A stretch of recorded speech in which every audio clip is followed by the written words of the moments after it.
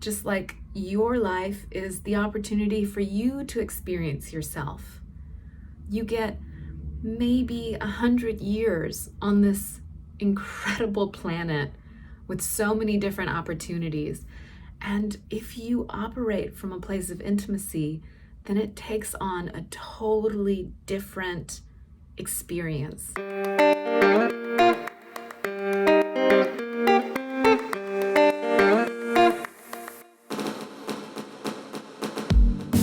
Hello, you gorgeous and sexy creature. Welcome to Practice Intimacy.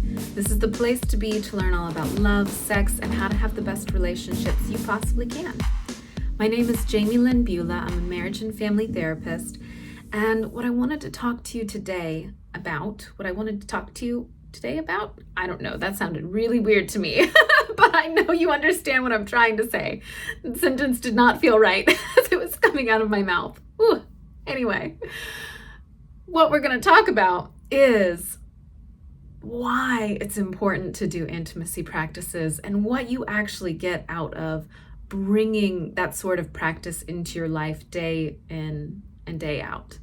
I do think it's important to have a formal intimacy practice that you do every day because that teaches your nervous system how to move into that space, however you create it, whether it's about turn on, whether it's about self-love, whether it's about compassion, whether it's about feeling excited for the day, however you do your intimacy practice. When you do it every day, it teaches your nervous system to step more easily into that trait. So it starts as a skill, something that you're practicing. It becomes, as you do it more and more consistently, it becomes part of you where you integrate it, and rather than it just being a skill that you learned, it becomes a part of who you are. And so what do I actually mean whenever I say intimacy practice?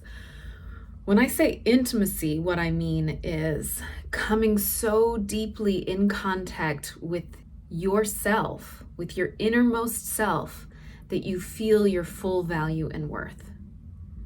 And you could do that through anything. It could be through moving your body. It could be through connecting with others. It could be through singing, dancing, art, writing, whatever you might use to come into greater contact with yourself, with love and acceptance, so that you can delight in your life, in your aliveness. The way I have tended to practice this, just because of who I am, I tend to practice intimacy through sexual practices, through meditative practices like Tantra, and through my own relationships. Actually, becoming a more relationally healthy person has been a huge intimacy practice for me. And yours could be anything. There are all kinds of different ways that you can practice getting in touch with yourself with love and compassion and feeling your full worth and value. Sexuality practices are one of my favorite, simply because they are, for most people, a really peak experience. It is arguably one of the most pleasurable things that people do, is being sexual with themselves or others.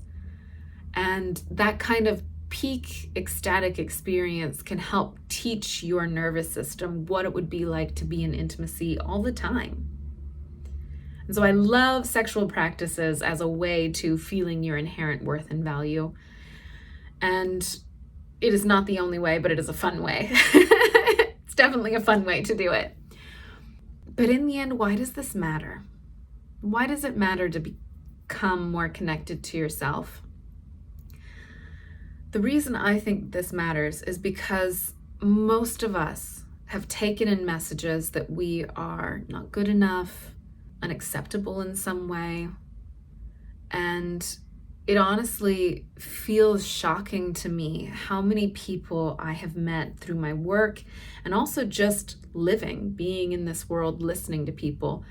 It's shocking to me how many people do not like themselves. And sometimes it's even deeper than not liking themselves. Sometimes it's like actually hating themselves. And you don't need me to tell you that this is true to be aware of it. Maybe you've experienced it yourself where you hate your body or you hate the life that you're leading. Or maybe you've been in contact with somebody who's in that space. Just think about the suicide rates in the United States. There are so many people who do not like themselves. And we could get into all the reasons why this is true. I think a lot of it has to do with consumerism and marketing, and of course, social media, which makes the comparison game that our brain loves to do even easier to access. And it's not good for us. It's really not. I would say that human beings are in many ways very resilient, but in many ways very vulnerable to experiencing negative self-talk, comparison that turns into critiques of ourselves that are harsh and not realistic, because so often what we're seeing in media and social media is not true. And then it leaves people feeling unhappy in their lives, unhappy with themselves. And just feel this reality for a moment in your own life. How has this affected you? Do you judge yourself for not being good enough in some way? Whether it's the way you look, the way that you act, maybe you view yourself as not funny enough or not smart enough, whatever the thing may be. Or maybe it's your status in the world right now, money, possessions, things like that. All the different ways that we tend to compare and judge ourselves. And just notice how kind to you are. How kind to yourself are you in your own mind? Are you doing the harsh criticism, or are you doing intimacy, feeling your inherent worth and value because you exist and are here? Because you do matter. And that last part might rub some people the wrong way. They're like, well, how do you know I matter? I know so many people who have this experience. And on one hand, I would say, let's be real. None of us matter. None of us matter at all. We are a blip in the universe. We are flying around through infinite space. There seems to be no other life forms out there based on what we know, but space is huge, so what the heck do we know? And we've only been around for a few 100,000 years, whereas the planet has been here for tens of millions of years. Like, come on, we don't actually matter. And then on another plane of reality, individually, I feel like I really matter.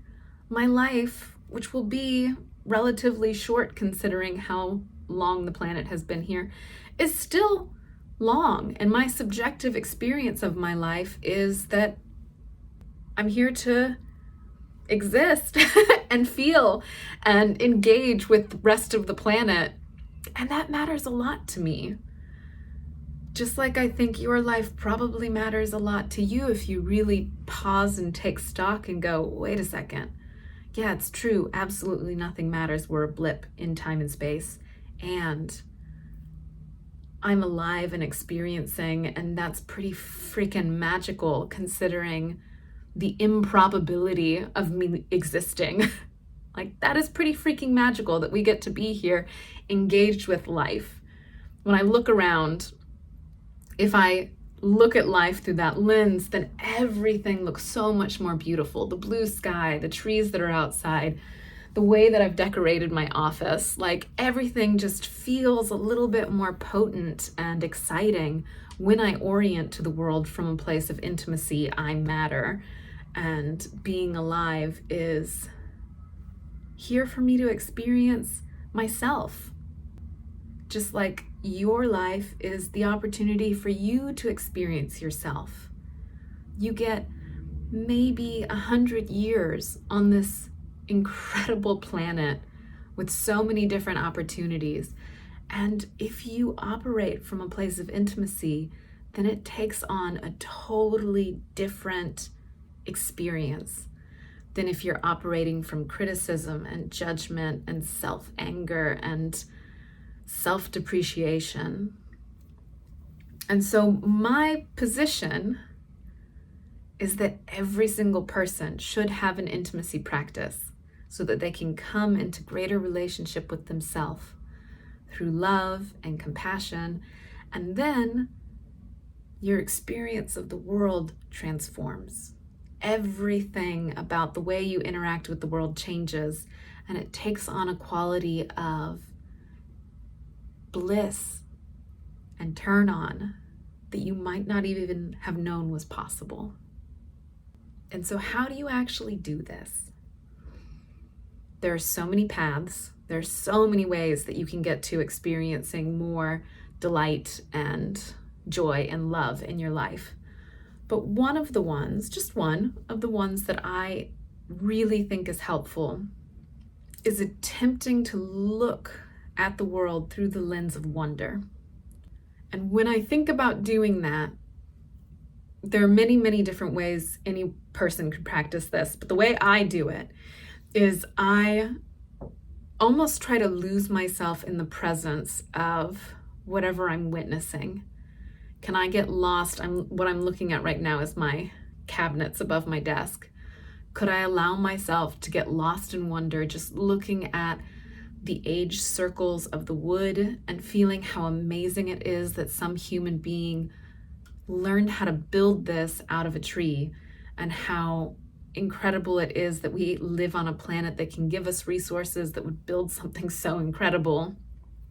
And then my mind starts thinking about trees and just how magical they are.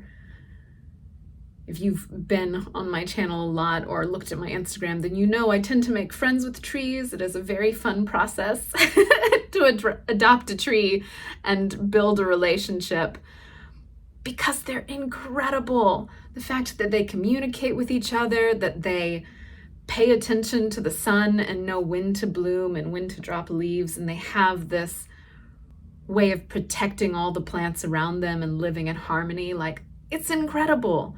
And can I live in that wonder and awe and appreciation for life in every moment? Can I include myself in that appreciation and awe and wonder?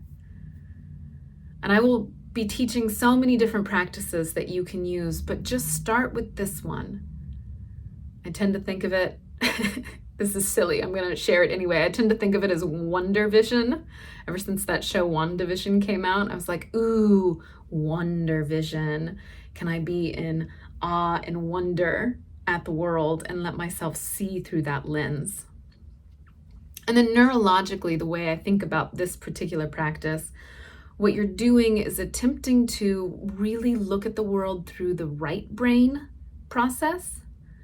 So our left brain tends to look at the world as tools and things to use, and it separates everything out into parts rather than seeing it as a whole. Whereas our right mode processing tends to see things as a collective whole. It sees things in metaphor. It is able to process information that maybe is not just pure fact and leans a little bit more into the creative side of life.